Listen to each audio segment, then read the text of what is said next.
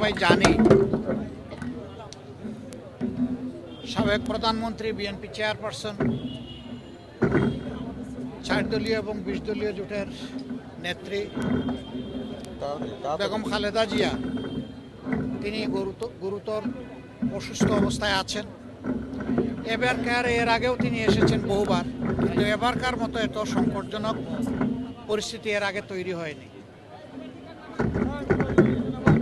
আমি ধৈর্য ধরছিলাম, দোয়া করছিলাম বাইরে থেকে, এবং ধারণা ছিল যে এখানে এসে ডিস্টার্ব না করি।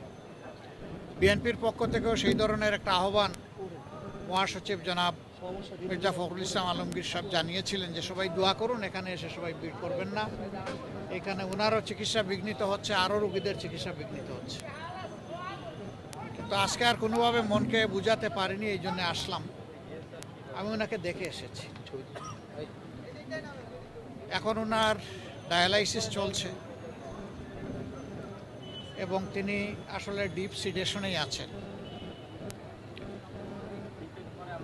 সারা দুনিয়ার মানুষের সাথে আমরাও দোয়া করি আল্লাহ তাআলা ওনাকে সুস্থতার নিয়ামত দান করুন।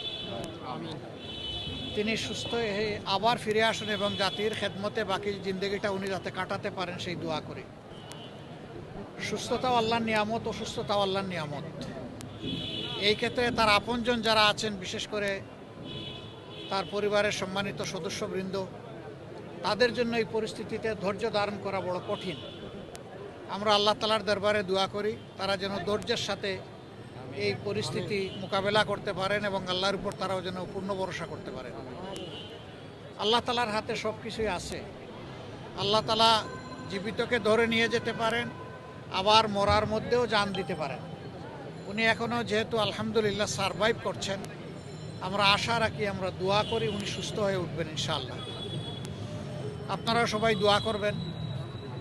আর এখানে হসপিটালের যে ডিসিপ্লিন, এটার ক্ষেত্রে আমাদের কারোই ব্রেক করা উচিত না। আমি মাত্র 1.5 মিনিট সময় সেখানে দাঁড়িয়েছি।